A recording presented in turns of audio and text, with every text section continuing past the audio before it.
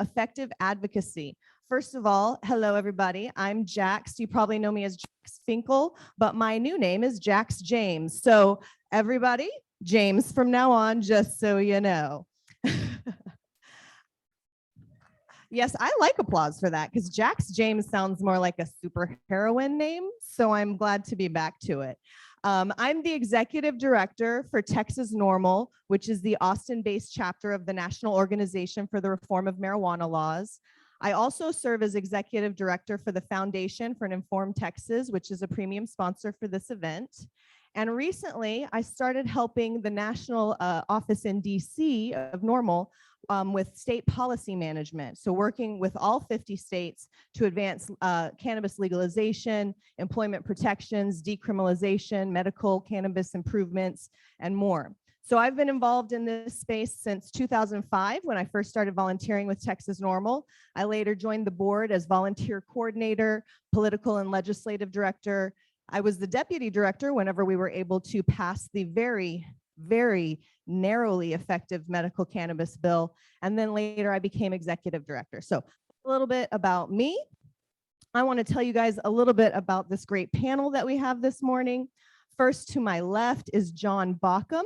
He's with Republicans Against Marijuana Prohibition, also known as RAMP, a Houston-based nonprofit, or I'm sorry, organization that was founded by a 90-odd-year-old woman named Ann Lee. If you've had the pleasure of meeting her, you know she's rambunctious, and John manages to make sure that she makes all the right talking points and all the right speaking engagements and fills in all the gaps. So we really appreciate, and he also as chairman of the Texas Young Republican Federation, and he has a lot of strong connections with elected officials across the state.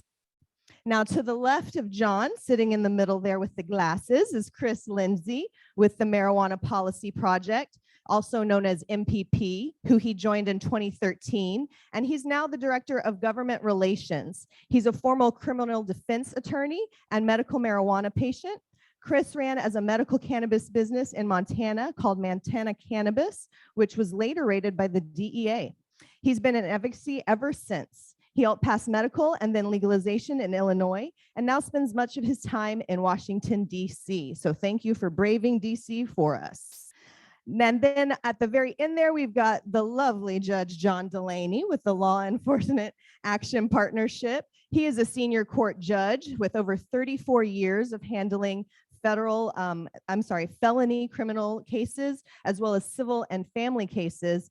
He has been with this movement for quite a few years, and as a U.S. Navy veteran, has helped advance medical cannabis for veterans, and also has been at the Capitol making sure to talk about decriminalization from the law enforcement perspective. Very happy to have the judge here. If you'll give everybody a big round of applause. I'm going to take this opportunity to take my seat.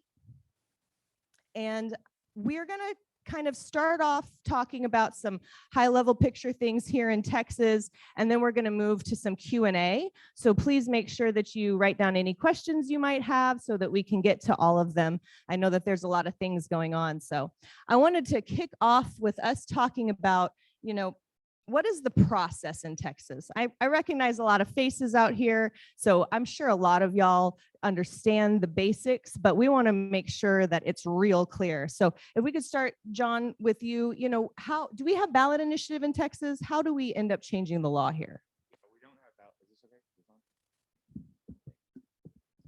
okay? Is that okay? There we go. So we don't have ballot initiative in Texas. So every change to the law or to our Constitution has to go through our legislative process. And as Jack said, many familiar faces. I know you guys are all intimately familiar, but in Texas, we have the Texas House of Representatives and then the Texas Senate. And then all the laws either have to be signed by the governor or he takes no action and they kind of go into effect as well. And so we have a really nice diagram that kind of shows that legislative gauntlet of all the committees that it has to go through, all the different processes. And really the Representative White talked about it last night when they wrote the Texas Constitution. They didn't want big changes to happen quickly. So it's written in a way where it has to go through a lengthy process, which hopefully gives it more opportunity for vetting, making sure that we're not passing laws on a knee-jerk reaction. and really studying these things. And in the Texas House, I think they file somewhere around, say 5,000 to 6,000 bills on average every session. So we'd really hate if those guys were coming out with 5,000 new laws, new regulations every time they got together every 2 years. So it is unfortunate when we see our bills, make some milestones, maybe getting a committee hearing, passing out of committee, getting to the House floor, passing the House, getting over to the Senate, being held up hostage by Lieutenant Governor, finally being given to a Senate committee, finally, for the first time ever, I think, on a penalty reduction bill, having concentrates too. Concentrates, having a committee hearing on the Senate floor last session. And the Senate works very differently than the House. The House, just because you're the chairman's buddy or they have respect for you, they'll lay out your bill, they'll let you lay out your bill, they'll let you have some testimony on it, and then they may just table it, take no action, never have a vote in committee, never move forward. The Senate, because it's fewer members, because its rules are different, because it just works differently in general, a lot of times they won't do that. So if something is going to have a committee hearing, that typically means it has the votes to move to the floor and pass that chamber. And so we were all dumbfounded that we actually got that far along, saying if they're going to have a committee hearing, they're going to vote this thing through. Little did we know that they were going to tag on a Delta 8 amendment to prohibit Delta 8 products as part of our concentrates bill, which is a discussion for a little bit later, but that ended up being the cause of that bill to not move forward. So we took 99 and a half steps out of 100. And although we failed, we made monumental progress. So I think that's what we have to keep our vision on. And we see the pattern. Representative White, for all of you that were here for dinner last night, he laid out a blueprint for what we need to do over the interim and going into next session. So yeah, and we did get some legislation through. We were able to do some improvements to the medical program. There was some legislation to codify patient protections for parents who either are enrolled or have children enrolled in the program. So there were some wins, but yes, they did feel little. And before we talk about a few other things, I did want to mention that in Texas, while we can't change the law at the local level, there are some local actions that you can take. We've seen things like the DAs in Houston deprioritizing the arrests for cannabis. We see diversion programs. We see here in, well, not here. I'm from Austin, guys, so I was talking like we were in Austin, but in Austin, we were able to remove any budgetary line items for THC testing or police time for arresting for personal amounts. So there are things that we can do at the local level to kind of stop the bleeding, if you will. But in order to actually change the law and not have this patchwork of policies, we do have to go through the legislature. So, what I'd like to talk a little bit about what is the law right now. Judge, would you talk just real quickly about what are the current penalties in Texas for just general small time possession of cannabis? Well, for under 2 ounces, it is 6 months in jail or $2,000 fine maximum. Hardly anybody ever gets the maximum. For over 2 ounces and under 4, it's just double that, a year or up to $4,000. Again, nobody actually gets that. Most people get probation. Some people get what's called deferred adjudication, which is something that people who are able to hire lawyers can negotiate for. But people who just get arrested and land in jail and can't make bail, they'll come down to court on a quote jail run, and the prosecutor will say words to the effect of, I can get you out of jail today if you'll sign up for a conviction here. Probably doesn't use that word. You plead guilty, sign these papers. Maybe that's what he said. You sign these papers and you'll go home today. And the hapless victim of those circumstances finds out, or at least used to, that he's got going to lose his driver's license for 6 months. He'll forever have that conviction on his record. And that's probably the greatest punishment that's meted out by the state of Texas that day. And I mean, to further compound that, in Texas, any amount of concentrate is a first-degree state jail felony. And that was a piece of legislation that was on the verge of, passing that John mentioned. And so something that's extremely important, those vape cartridges are concentrates, your edibles are concentrates. And in the state of Texas, they're allowed to include the weight of any additives and dilutants. So that's the egg, the flour, the chocolate, the baking soda, the sugar, all of the things. So you might only have 10 milligrams of THC inside that edible, but you will be charged for the full weight and even packaging. So that's real depressing, but let's talk real quick. I want to talk briefly about where we're at on the medical program, and I'd like you to talk about the hemp program, John, and then Chris, I'd like to go to you and talk about a little bit about how the hemp programs across the country have started to kind of push forth adult use regulation in many states. So first, talking about the medical program here in Texas, I know there were some presentations on it yesterday. We have some licensees here and some doctors here that work with the program. It is currently a low THC program, but you can get products with 10 milligram and 20 milligram dosing. There is a list of about, a dozen plus solid conditions, but then about 100 additional incurable neurodegenerative diseases. And I actually was able to recently qualify for the program. So I've been able to enroll, see what the process works like, or how it flows. And then I've also been able to try the medicine from both of the different licensees. And I think that that's going to be extremely important for those that are enrolled in the program next session to be able to come forth and talk about, the changes that we need to see to continue to serve our needs as patients in this state. And then, John, would you talk a little bit about the hemp market that we have here? Yeah, sure. So, our current agriculture commissioner, Sid Miller, I remember when he was first running for office in 2014, talking to him about industrial hemp and the boon to the Texas economy, to Texas farmers, to really give them the option, if they want to grow cotton, sorghum, hemp, they should have the freedom to make those decisions for what's best for the use of their land and their farms. And he was always very, just standoffish about it. And well, it's federally illegal and kind of in this gray area. And so actually when the federal farm bill passed, I happened to be in Austin shortly after that.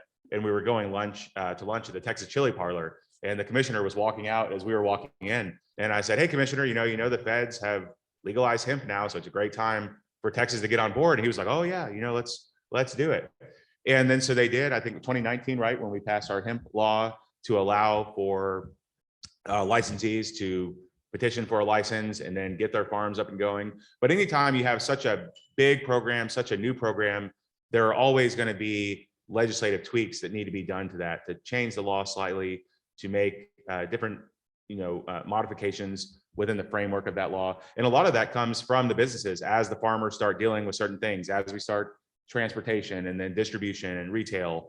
There are a lot of things that come out that say, oh, well, you know what, we actually need to change these things. And so we had a good bill, I think, this last session in 2021 to make some of those regulatory changes. And then again, with the de facto legalization of cannabis products that can get you high through Delta 8 and some of the other products that are out there, even Delta 9 gummies that are now by weight less than 0.3% THC, it sort of opened Pandora's box. And through this back door, Heather and I laugh about it frequently because we're banging our heads against the wall, just trying to get penalty reduction or have a conversation about a pathway towards legalization. And then suddenly through this passage of the hemp bill, we kind of have this backdoor pseudo legalization of cannabis products. And so because they tried to add a Delta 8 tag onto that hemp bill, a lot of the people who were supportive of that pulled back their support because now the bill had changed. It wasn't just about fixing the issues within this program. Now it was about making this other derivative also punishable by criminal penalties and things. So it's unfortunate that didn't get done. I know for the people that are involved deeply in the industry here, those are changes that they need. And so hopefully we'll make a bigger push next session to get those things across and hopefully maybe separate the cannabis the industrial hemp program from the overall criminalization and penalty enforcement and things like that, so that they can hopefully not commingle those two, which would create much controversy around the bill, eliminate a lot of its support, and really get some framework that's going to help our farmers be more successful in Texas. Right, because the Delta 8 appetite is because there's an appetite for THC. And so Chris, talking about the hemp program. I mean, we've seen it in a lot of states where now, you can possess low THC cannabis. There is going to be this odor of cannabis in people's cars. There is this testing issue. Can we afford to test all these products? So what kind of pressure have you seen that create across the country? Wow. So Loaded question. yeah, I mean, so we've been talking about hemp here and Delta 8. And so I'm going to talk specifically in that direction, but there are a lot of different things that you could sort of use as a jumping off point. So hemp specifically, this question that where we've had the 2018 Farm Bill and then this kind of creeping realization that there are a lot of intoxicants in the cannabis plant that are not Delta 9 THC. And that seemed to then open the door for what I heard called novel cannabinoids, which I thought was a pretty cool term. So the novel cannabinoids, the non-Delta 9 THC that comes from what would otherwise be industrial hemp. So I don't think very many people saw it coming. It emerged, as far as I can tell, in the market about 1.5 years or 2 years ago. And then much to everybody's surprise, I think here in Texas and Oklahoma, there were, I think, 2 other states where their state attorneys general made determinations that this is clearly some form of synthetic cannabinoid. It's a Schedule I controlled substance under the federal system. This stuff is not legal. And what essentially happened was, no, it wasn't a formal declaration. The DEA didn't, go to the microphone one day and declare this, but there were some inquiries made by state folks. And I think it was Alabama, and I'm not sure about that now, but one of their agencies said, hey, can you just tell us what the story is on this Delta 8 stuff? And the DEA effectively said, well, if, and they basically explained how the Farm Bill specified Delta 9 THC as kind of your benchmark. And if you're below that, you're out of the Controlled Substances Act, and anything in the plant therefore is also outside the Controlled Substances Act. So that surprised lots of folks. And that seemed to then say, well, presumably all of this stuff that's going through interstate, through mail order and available in gas stations across the country, there aren't very many rules about this stuff. Now, understand also that a lot of states do have at this point, then you go state to state, right? So just like the Farm Bill specified Delta 9 THC, some states will also very narrowly define things like that. Others will broadly refer to THC. Others won't talk about THC, it'll be about cannabis. And so you have to sort of go state by state. And my back of the envelope of about 1 year ago was there were about 37 states where it seemed like there weren't really any prohibitions. Okay, well, I've been in the cannabis industry long enough. That's enough for some business plans to build around that idea. And that's exactly what happened. And so now we have commercial activity.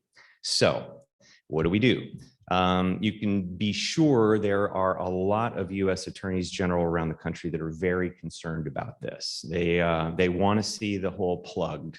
They're not happy with the fact that the DEA is sort of taken a you broke it, you bought it attitude about all this.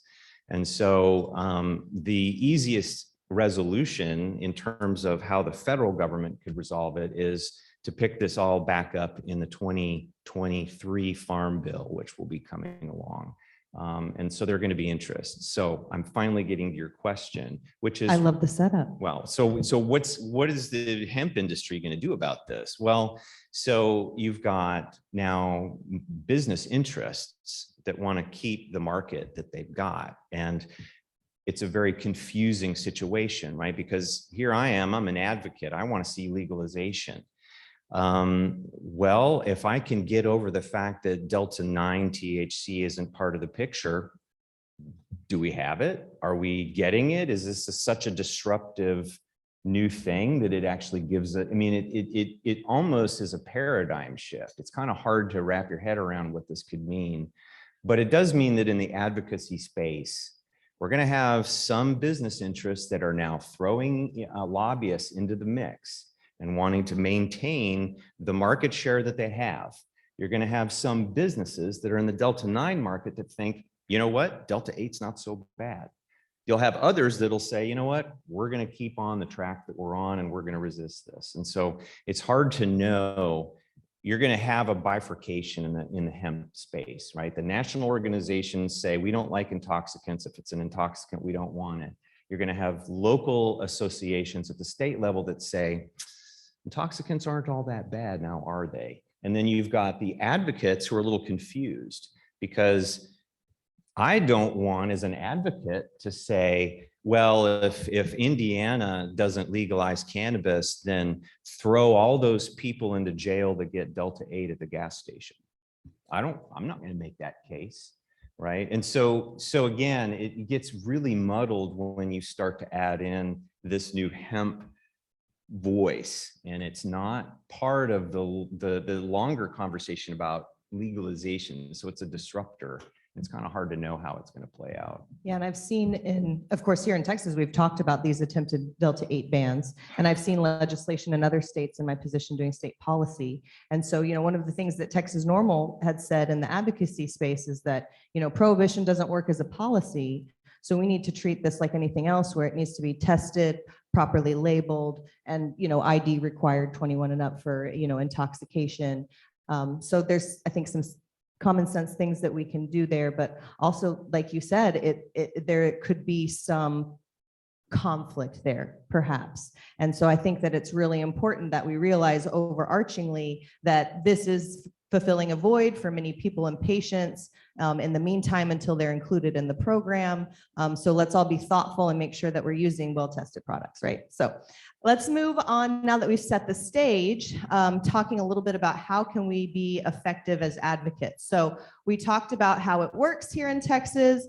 The timeline right now is that we are in the electoral cycle. March 1st was the primaries, and so now we know who the Republican and Democratic candidates will be. Most of them, I'm sorry. There are a few runoffs, and I believe even Ag Commissioner on the Republican side is in a runoff. So that will be, no, wait, no, he got that one. Attorney General, thank you. I knew there was an AG in it somewhere. So right now, is whenever people are going to be on the campaign trail, that's whenever legislators and politicians are the most likely to listen to their, constituents and what they have to say. This is also an imperative time to do relationship building, because when the general election happens in November, just 6 days later, our legislators can start pre-filing legislation. And then in the first 2 weeks of January is when the 2023 session will start. So that seems far away, but it's gone like that. So I wanted to start with you, Chris. Whenever we talk about engaging with candidates on the campaign trail, what have you seen be an effective way for people to kind of work the issue this far in advance of the session?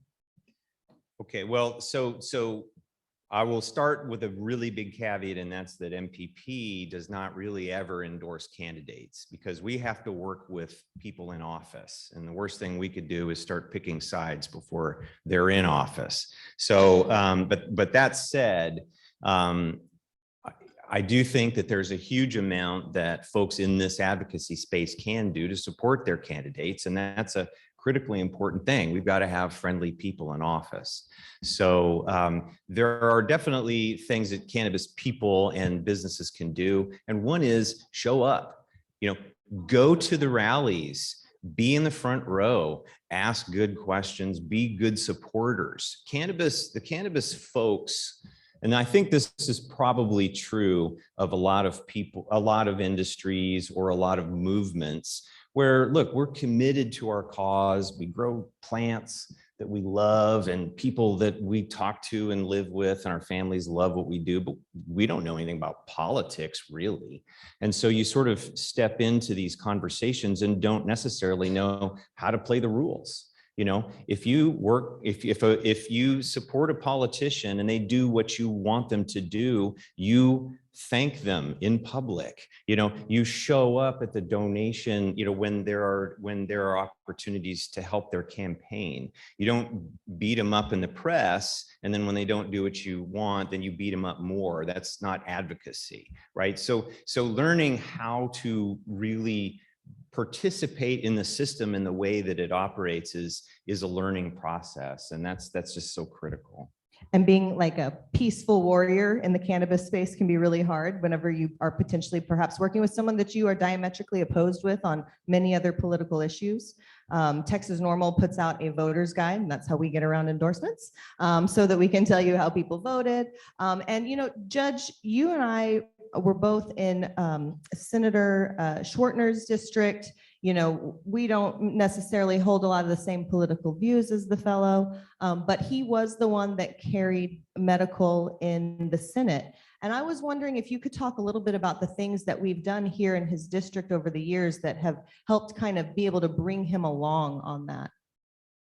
You know, we've held some different events. I know you've gone to some of his campaign events as well. I wish I could help you, but I can't think of one that was fruitful. Well, I mean, that remember particular senator and many like him, I think, so don't want to talk about uncomfortable issues. They want to talk about things that they're interested in and they promote. And my view of advocacy is probably different than others. You cannot make a horse fly.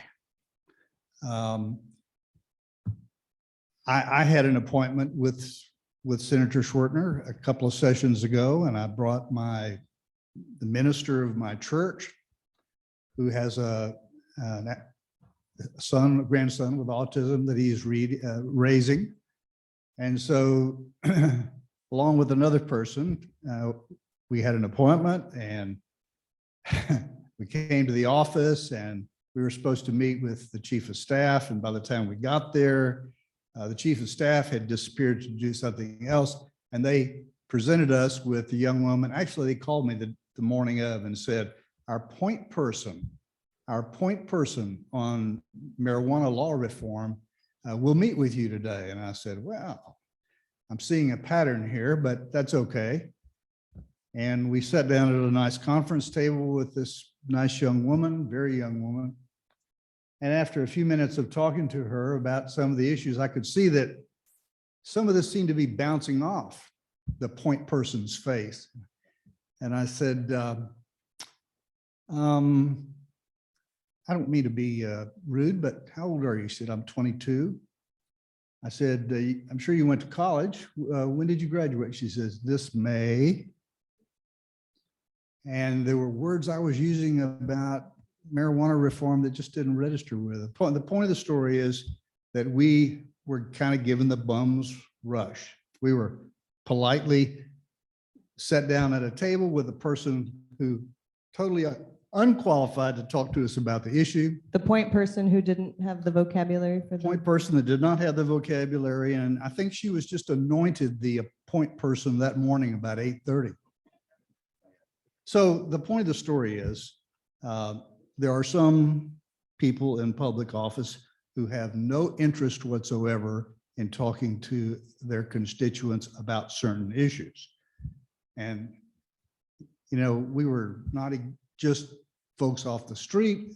My minister was a delightful fellow who is a senior pastor of a major mainline church in the district of the senator. And we held an event at his church for patients, and we actually had a legislator come and attend that meeting, and we advertised it in the newspaper. So I know that the senator probably saw that as well. But I know it's frustrating to sometimes feel like you're not being heard and you're being passed off. I'm confident that my name is on a list. If this guy calls, we're all busy. I'm pretty sure we're all on a list, Judge. So yeah, when you talk about advocacy, I have mixed feelings about it. I think that public opinion is much stronger than advocates' advocacy. I feel like I'm a volunteer lobbyist, you know, so I kind of have an agenda so I can be dismissed. It's all the way the tea leaves are blowing for these folks. And, you know, if you see the contributor list of some of these key senators, $5,000 from this company and $10,000 from that company, it's no wonder we talked to the point person that day. And I think also another takeaway from this is that, you know, we didn't stop having those meetings. I went and I had meetings with groups of veterans and we continued to sit down with them. And while, you know, he did not come as far on this issue as one would like, at least we did get a little something out of him. So I think that the not giving up there is a big thing, especially, I'm going to say something David Bass says, you know, in Texas, if you're a cannabis advocate, you are hardcore. You don't give up. You don't care if you lost. You take your wins and you pull on your big boy pants or girl pants and you keep going. So I did want to also touch on political conventions because we just had the primaries and now building up to political conventions. Can you give us kind of like a high level overview of how people can be effective when engaging in that political process? Yeah, sure. And if I may, just a quick point, I agree with a lot of what the judge said, but also think Chris hit the nail on the head with it all starts with showing up. And right now is a great opportunity because the politicians are back in their districts. It's not just showing at the Capitol during session when they have a million things flying at their face. They have their own priorities and their own agenda they're trying to push. But right now, it's very easy generally to get a meeting with your state representative, with your state senator. Representative White last night, he told us once a month. I have met with my state representative in the last month, but I certainly haven't met with my state senator, who's Paul Bentoncourt, one of the right-hand man of Lieutenant Governor Dan Patrick. So that's a personal challenge for me, and I would challenge everyone else to build those relationships. It is embarrassing when you get put out in the hallway with someone that's just the low person on the totem pole, the newest hire gets to talk to the marijuana advocates, and you feel like you're not taken seriously. But many times, a lot of the offices will document the information that you bring them. They will take notes, and then hopefully they'll refer to those notes and potentially even have a discussion with the member, you know, in their weekly They wrap-ups. track constituent engagement, you know, like we got an email on this and a text on, or a phone call about that. Yeah, they keep score because when that comes up in their committee or when it comes up on the House floor, they want to know, did we have constituents reaching out to us? How many? What did they say? Or any of them donors? So you can volunteer with your money or you can volunteer with your time. And I wouldn't say do that arbitrarily, but if you believe in the candidate, you support them, you know, go help them, especially if they're in a runoff right now. A little bit of extra block walking, a little bit of extra phone banking could be the difference they need to make the difference between winning and losing their next election. And so to that point, we just had the primaries in Texas on Tuesday, March 1st. I was an election judge in Harris County, and it was an utter disaster all across the county. But Keeping it real. Yeah. So in Texas, you know, you'll sometimes hear people say, I'm a registered Republican or a registered Democrat. You know, in Texas, we don't register as a political affiliate. We associate ourselves with a political party through either voting in the primary of the Democrat or the Republican primary, or with the Libertarians, you know, they have a separate convention process, not a primary. But if you vote in one primary, you can't vote in the other or participate in the Libertarians convention. So the first step is voting in the primary. So that was this past Tuesday. There's obviously a lot of early voting in Texas. So if you did vote in your party's primary, or if you're a Libertarian, then you will have an opportunity to participate in the next round of the convention process. And so yesterday, that's why I was late getting here. Yesterday morning in Harris County, we had all of the precinct conventions within Harris County. And that's kind of the lowest level. So a precinct is the lowest kind of level of a political jurisdiction. Think of it kind of as your neighborhood.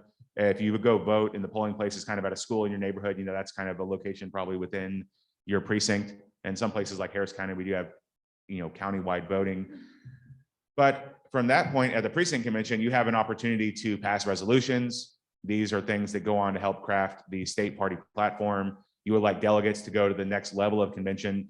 And really what this all goes back to is, which is a big foundation of our country, is indirect democracy. So the going and voting for a particular slate of candidates is a relatively new phenomenon. The way that it used to work was more of a convention process where you would elect whoever's the best representative at that table is going to move to the next. Each table selects one representative.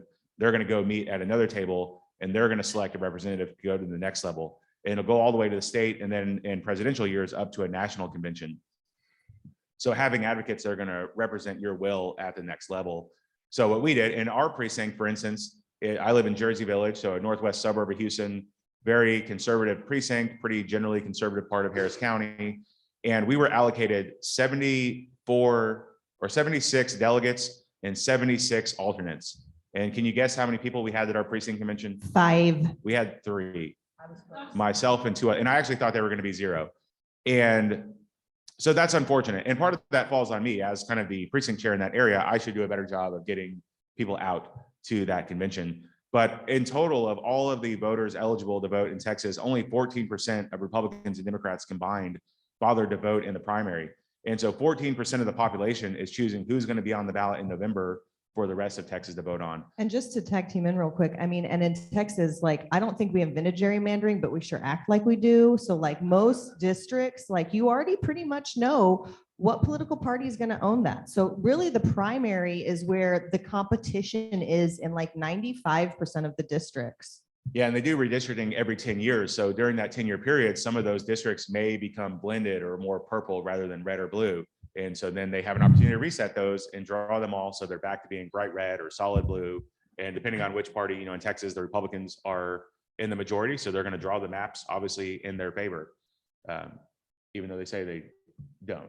You know? Right. They're totally fair. It's fine. And so like yesterday at my precinct convention, I took some resolutions. Some of them had to do with marijuana policies. Some of them had to do with other things. And when I see the 2 old people at my convention, I'm like, oh, Jesus Christ, I've got to go through marijuana policy with these people. And similar to the judges' position, like they have no perception really with cannabis. They don't know that much about the details and into the minutia. And one of the resolutions that we passed was looking at eliminating penalties for concentrates. So treating concentrates and flour as the same. And they're just like, what? Have fun explaining that to someone who's never heard of cannabis before. And so at the precinct level, you know, you can kind of, either you have the support because you brought your wife. One time at one of my conventions, a funny story, I told this young girl in my neighborhood, I was like, oh, you should get involved in the process. It's so much fun. And it's going to be like, it's exciting to see how the sausage is made. And so I saw her vote and I was like, yeah, come back tonight. We're having the precinct convention after the election, after the polls close. And we had just had a baby. So my wife was home with our baby daughter and she brought her husband. And again, I had 3 people at my precinct convention, the 2 of them and me. And when I brought up the marijuana resolution, she's like, well, I don't really support like legalizing marijuana, all these things. So her and her husband voted down all of my resolutions 2-1. And I was like, this is awful. And she's like, I feel really bad. And I'm like, well, no, this is how it works. Like, you know, I can guarantee you in other precincts are going to pass these and they'll move up to that next level. But she felt bad, but that's how it works. You know, it's a numbers game. And like I said, there are 74 delegates that could have been at my precinct convention. And then of that, we could have sent our maximum allotment to the Senate district convention. And that's the way you build a majority, but that majority doesn't happen unless you have deep participation. And at the Senate district level, again, you'll have the committees, you'll go through the resolution packet. There'll be more discussion and more argument because it's going to be a bigger group. All those delegates from the precinct level are coming up. And there you'll pass resolutions that go to the state platform committee. And that's where we have a week-long session going through the criminal justice, the family, the immigration, all of the different kind of sections of that party platform, breaking into subcommittees and taking testimony. And that's where can we you can have explain what the expert show. platform is for some who may not be familiar? Yeah, so the platform is kind of a document that's kind of the guiding principles of the Republican Party or the Democratic Party. And you could hand that to somebody that doesn't know anything about either party. And once reading through that document, they're going to have a pretty good idea of where that party stands on, you know, some of the more complex issues like abortion, immigration, healthcare, some of these types of things, as well as really into the minutia, because I think the Texas Republican Party platform has something like 250 planks. So many. Yeah, so they'll get into things like raw milk and all of these, sometimes even self-contradicting planks. Small government, but let's talk about raw milk, you guys. And so a few years ago, actually, when it was before I was a chairman of the Young Republicans, I was a chairman of the Houston group. And at our convention, we thought it would be really great if we could shrink this 30-page platform into a 2-page document. And we did, and we thought that was great because I could hand it to any one of you in the room and you would say, okay, these are kind of the foundational principles of what it means to be a Republican in Texas. And when we try to kind of push that at the convention level, there was a lot of pushback. And the best way that I heard it put is the platform should be as long as are our grievances. And so no matter how in the weeds that policy topic might be, somebody cares about it, they want it documented. And then you take it to the politicians. So we had civil penalty support. And I'm sorry that I'm talking so long. We had a civil penalty support. And we're like, hey, look, everybody, it's in the party platform. And they're like, we don't care. And then now it was like this last time nefariously got taken out of the party platform. And we had some of the best progress and discussions and relationship building that we've ever had. So it's not the most important thing, but it is important to be part of that process. And again, like showing up and participating, you're going to be a voice. And, any of you that are in a Republican precinct or Senate district caucus, you will definitely be the outside looking in, talking about cannabis policy, but it's not as taboo as it was, 10 years ago or so. So it's getting slightly better for us. Just ask the elderly people if they have had any hemp or CBDs with an S on the end. So I want to talk about a little bit before we go to Q&A about some effective tools and strategies that we've used. I'll talk a little bit from Texas, and then I want to hand it over to you, Chris. But in Texas, we have actually a fairly good legislative site where you can track legislation, you can go watch archived hearings, you can do all kinds of great stuff on that site. And so we follow every marijuana bill. There was almost 60 bills filed last session. And of course, we pick our priorities that we think are either most likely to move or is the best written legislation. And we work on those. And how we engage with people across the state is using a platform that allows us to create call and letter campaigns where they engage with their legislators. So it's really important for people to be on our emailing list because we will email, okay, there's a hearing. Here's how you can submit your testimony. Okay, we're preparing for this. So make sure if you want to be in our binder that you come and give us your testimony. Because another thing that we do is for hearings, we coordinate hearing binders. Texas is huge. And to have to drive 12 hours or something to come to Austin to give testimony can be difficult to impossible for many patients and just people in general. And so we reach out to the public, get their testimonies, put it in binders, and present it to the committees and to different important offices. And we found a lot of people resonate with that. In fact, we've even had people looking back at some of those hearing and resource binders over the years. I sat down with someone this last session and they pulled out our one from 2019 and I was like, oh, that's the vintage version. Okay. But they had it still. And also now that we're in the digital age, we always provide a digital copy as well so that you don't have to have a 4-inch book full of scientific information. But the platform that we use to create these letter campaigns, we in one session had over 15,000 emails that were sent to legislators on different points of legislation. So we found that that's really good. We've also done lobby days in person. Our biggest one was 420 people on a Tuesday at the state capitol, dressed professionally, looking real good. And that means something. There are very few topics that get 400 plus professionally dressed people at the Capitol on a weekday having meetings. And that's because of people like you guys in the audience coming out and participating and making it important enough. And so then that's what I'm going to end on before I pass it off to Chris is we are as strong as our advocacy network. And so it's important that, oh my gosh, you guys were all together again, I haven't seen some of y'all since the session. I haven't seen some of y'all since the last in-person conference, and so I think this summer it's going to be a really great opportunity for us to re-solidify our networks and expand them so that we're ready for the 2023 session because, we really have to push for chronic pain to be added. We really need veterans to lead the charge on making sure that the THC cap is removed or dramatically increased. And for God's sake, can we stop arresting people for cannabis, right? So it's really important that every single one of y'all continue to stay engaged over the next year because once January starts, it is fast and furious all the way through the end of May. I spent 36 hours at the Capitol one day because we had a medical hearing, a decrim hearing, and a hemp hearing all in a day. Like I literally went to a hotel to wash myself and went back. So that's the kind of dedication sometimes it takes. And I see patients doing that in wheelchairs and with other types of conditions. And I think that just shows how important this medicine is to them. So for those of us that have the privilege of being able to be there, it's important that we stand up and show up for people. So Chris, across the country, I'm sure you've seen lots of things done. What are some things you'd like to tell us about?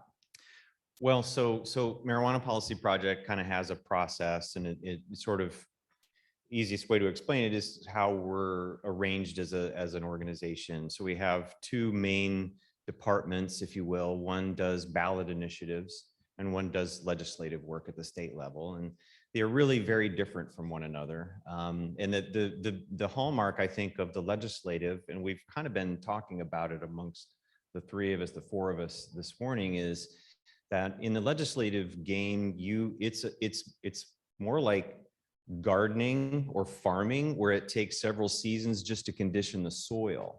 Like and it doesn't mean that at the end of the first season you've wasted your time. It just means that it's a long process, and that happens across the board. It's party platforms, it's showing up at conventions, it's participating at all stages and just being engaged.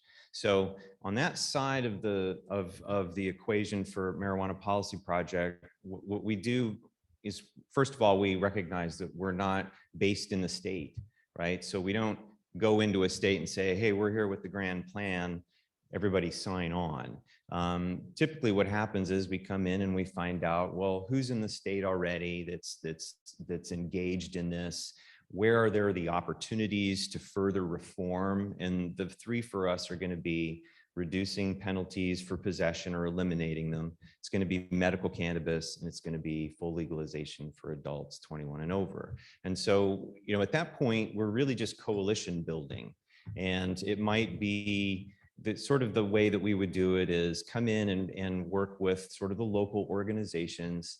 And it's going to be Texas NORML. It's going to be, Heather's organization that we work with for many, many years, and RAMP, and just say, well, where are the skill sets, and how can we as an organization support? And typically that's more things like answering practical questions like, well, how do other states do this kind of issue? How do you do this other? And so it's more being a resource. And you guys do great draft language stuff as well. Yeah, and we've Karen O'Keefe, every time I can, I'm going to just say that Karen O'Keefe is a hero in the movement.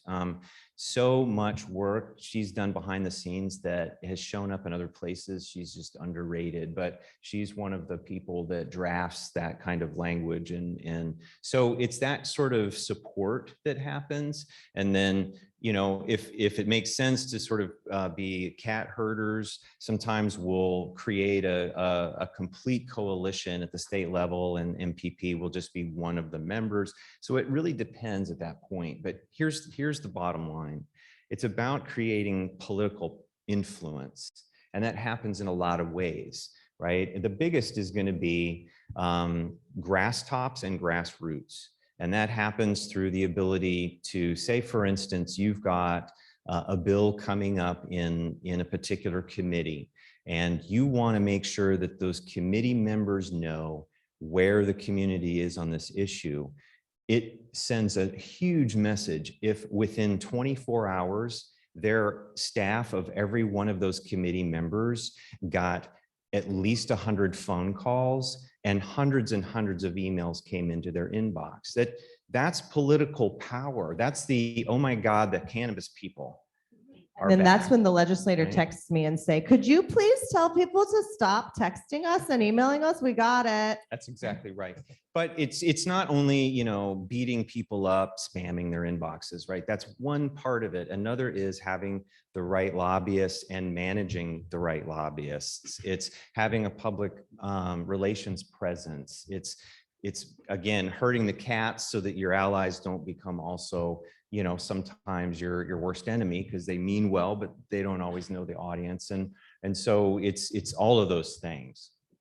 Absolutely. That's awesome. And,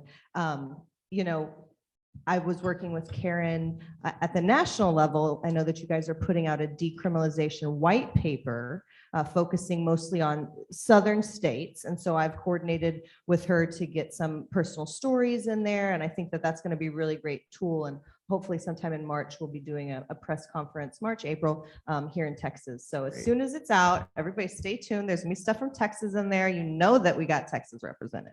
So thank you for MPP for taking the lead on that. That's really great. So we've got, let's see, about, oh, the time went really quick. We've got, yes, Judge. I would like to take just a minute to get, you want to turn to questions? Is that where we are? Oh, yeah, go ahead and then we'll do questions. Okay, so I'm not a member of the legislature, and I would probably never be elected to the legislature because sometimes I just say what needs to be said. And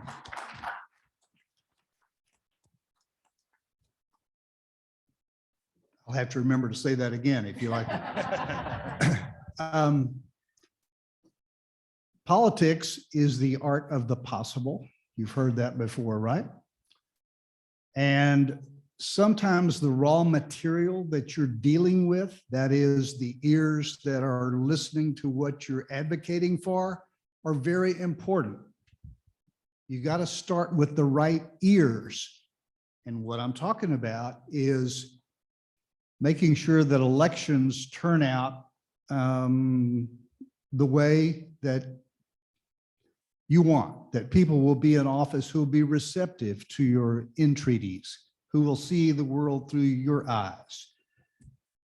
We all know, most of us in this room know, if you're from Texas, that there is an immovable rock at the head of the Texas State Senate. It's called the Lieutenant Governor. What the Lieutenant Governor wants to pass, the Senate will pass, and what he does not want to pass ain't gonna pass, no matter how smooth our advocacy. That's my view. And that's kind of rough and tumble, I realize, but it seems to be the truth. Now, Lieutenant Governor runs for office in Texas every 4 years. So the current incumbent's been in office since 2015, I think, and he's on the ballot this fall. And if he wins again this fall, then we will be with him. He'll be with us. He'll be holding the reins of what passes for at least another couple of sessions, maybe 3. So when the incumbent won his race in the primary, he had this statement: "Under my strong conservative leadership, the Texas Senate has made history during the past 2 legislative sessions, clearly the most conservative in Texas and perhaps American history. Like Travis at the Alamo," we'll tell you who that is later. "Like Travis at the Alamo, I drew a line in the sand. I will not yield or waver. I am resolved to continue the fight for the safety and liberty of Texas." So how optimistic does that make you feel about substantial marijuana reform in the upcoming session? I think that question is answered self-evidently. So, advocacy. If it's important to you to have some substantial legislative reform in the next session, if I were you, I would find every friend, every like-minded friend, and convince them of the importance of voting in November and voting for the candidate that you think is best for your issue. And it's just as plain and simple as that. Thank you. Got to get out that vote. Oh, and actually, before we go to questions, you made me think of one thing, Judge, that is happening across the state is there are some localities that are collecting signatures to remove the funding for THC testing and arrests in different cities such as Killeen, Denton, and Austin. Austin originally passed a resolution, which they're now trying to turn into a ballot initiative, which would make it law. And that is going to be on the ballot in May. It is extremely important if you live in Austin, or if you know anyone who lives in Austin, Killeen, Denton, that you reach San Marcos as well, that you reach out to them. Now, the other ones are not on the ballot yet. They still have to qualify, but the Austin one will be on the ballot in May. Okay, so we've got a few minutes left, and I would like to try to, I mean, it's only like 3 minutes, but I'd like to take a couple questions. I see Dave has his hand up first. Dave? John. Which John? John Baucum. Okay. My first legislative session was 2013, and in 2013, Republicans in the legislature wouldn't even talk to us about cannabis reform. My own state representative, Jimmy Don Acock, a Republican, would literally run away from me through the halls of the Capitol because I was the only person in his district advocating for marijuana reform. But there's been a big change, and now we have a large amount of Republicans on our side in the House. What has brought about this big change in our Republican legislators supporting penalty reduction, decrim, medical cannabis? How have we made that happen? Yeah, honestly, Dave, it's because of people like you and others in this room, again, that are showing up, that are being active with the members in their district, being active with the members and their staff in the Capitol, providing resources, information. Many of the Republicans have no basis in understanding of cannabis whatsoever. They don't use it. Their friends don't use it. Their family doesn't use it. And they just have no concept of a lot of the things that we come in there to talk about. And some of them do. But you know, I think when I got involved in the Republican Party through the Young Republicans in 2012, I built up a lot of political capital for block walking, phone banking, trying to get these folks in office. And then I would show up and they're like, oh, Jesus Christ, he's here to talk to me about marijuana policy again. And one specific example is Senator Joan Huffman, who I've met with many, many times. She's the vice chair of the Criminal Justice Committee in the Senate, very powerful senator, very influential, but she will not take a step without the lieutenant governor's permission, as Judge Delaney alluded to. So in the House, we've made tremendous progress. We have a supermajority of a Republican-dominated House of Representatives that has supported really all three phases of our issues with decrim or penalty reduction, hemp, medical cannabis. But in the Senate, there's so much fear. When we had the penalty reduction hearing on the Senate floor there near the end of session, after my testimony, I was walking out the doors and somebody tapped me on the shoulder, and I turned around and it's Senator Dawn Buckingham. And she's like, this seems like a total no-brainer. And I was like, it is a no-brainer, Senator. It has been a no-brainer for like the last several sessions that we've been talking about it. And I appreciate you finally seeing the light and wanting to help potentially work on this issue. Then unfortunately, she decides that she wanted to run for the general land office as land commissioner. And so now that potential ally, a potential person that we could try to work with in the Senate, which is the crux, is now gone. And we have to find a Republican senator that has the courage to stand up to the lieutenant governor. But again, with marijuana not being a huge issue, they're not hearing about it maybe as much as we'd like from their constituents. Why should they put their neck on the line and risk not getting the committee appointment they want, risk not getting their bills brought to the floor, risk having Lieutenant Governor Dan Patrick have a vendetta against them? Yeah, we saw what happened to Seliger whenever he talked out against the lieutenant governor. He was chair of nothing. So we have to continue to put the pressure on the Senate, on those, Representative White, again, I'll go back to his speech last night. He said on, 15 or 16 on a good day. So we need a few more, and those few more are there, but it comes through continued education. It comes through professionalism. There's this mentality that marijuana use is immoral and everybody that uses it is just a pothead, druggie dropout. And that might be the people Dan Patrick remembers, those dope smoking hippies that I went to high school with. They were losers then, they're probably still losers now. He doesn't see the people in this room that are professionals, that are business owners, that are veterans, that have served their country. And that needs to be reinforced over and over and over again. And the momentum, we've seen it in the House because we didn't always have a super majority there. So we just have to keep pushing. If we had a different lieutenant governor, that may change the situation as well. But right now it's looking like Dan Patrick is the beast that we'll have to play with. And so we have to find out what is his resistance. Is it from law enforcement? Is it from other organizations? And how do we craft a plan? And real quickly, one thing, with Chris, with MPP kind of coming back into Texas, one of the biggest things that's been lacking from our activism is the political giving. Every successful lobbying organization is writing checks, handing out checks all through the interim during session. And that's been a big thing that's been missing from our movement. And I've mentioned that MPP can bring in some money to make those things happen. I'm going to take one more question here, but real quick, I did want to say that I want to point out that there are a lot of freshmen that are coming in and coming up because a lot of senators and representatives have either retired or are moving on to other positions. So these freshmen are a keen opportunity for us to make a first impression on and to bring them over to our side. And then we'll do one last question with you, Leslie. Money talks. Okay, so it's all about the money. So what do we need to say to the donors who are paying for the anti-tax campaign? So if we go and approach the donors and we advocate to the donors to say, don't support his, don't. Or say, here's a check because I like medical marijuana.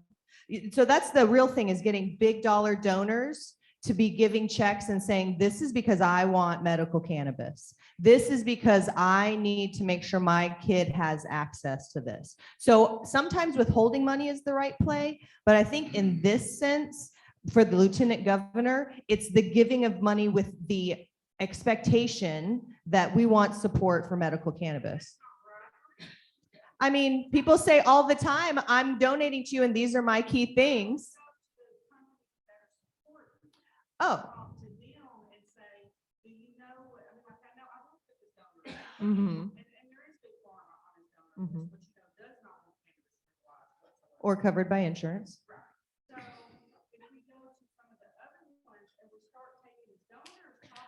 I mean, listen, you are talking some good points, but yeah.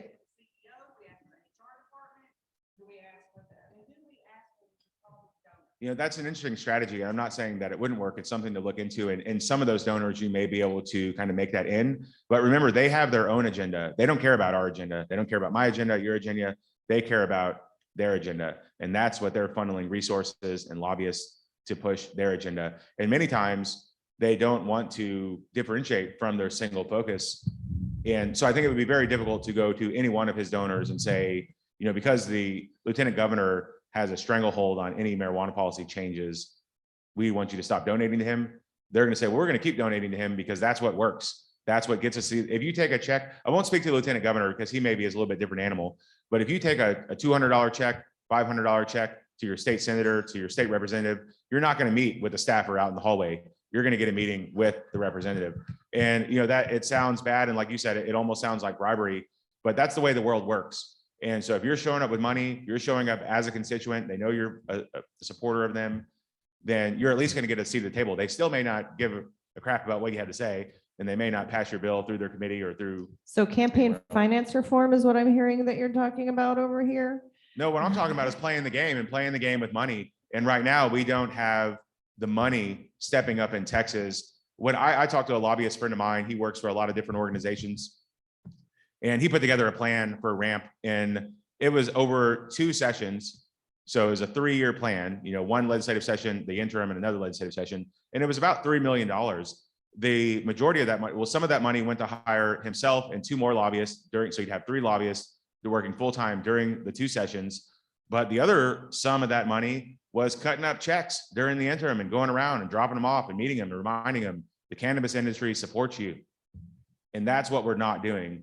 And that is what swings the pendulum. So we're running 6 minutes over. So I know the judge wants to say one more thing. Let's have one last statement from the judge, and then we're going to close it out. And we'll still be around if you guys want to chit chat afterwards. But Judge, you had your hand up. If you want to try to bend the curve a little bit, I would write a check and give it to one of the opponents of the incumbent. Don't try to convince the incumbent supporters to break the ties that bind the 2 of them, because that's swimming upstream. All right. So on that super high note, look at the plus or minus Republican or Democrat before you write them a check, because it may be, oh, that's true, you know, especially with the redistricting, like they don't make competitive districts. In a perfect world, we would have all purple districts and the representatives would have to fight for our votes, but they don't. They draw them in a way so that the party in control is dominated. Nobody has a tough race. And they can stay beholden not to their constituents, but to the special interests. I actually saw someone who made an alphabet out of gerrymandered districts, making the letter shapes, because you can do that because that's how gerrymandered they are. Well, we kind of need to stay focused, you know, because the race that bends the needle is a statewide race. Yeah. It's a district of Texas. And So the- make the- sure that you are registered to vote by the deadlines. It'll be early voting in October, and then in November, we'll have the general election. Of course, we'll have the new voter guide out for you guys to take a look at the voting record and where the candidates stand. Make sure that you are voting on the lieutenant governor and the governor, but also your state representatives and senators. So super important stuff. I'm going to wrap it up now and say thank you so much to John, Chris, and John for joining us tonight, or this morning. Everybody give them a round of applause.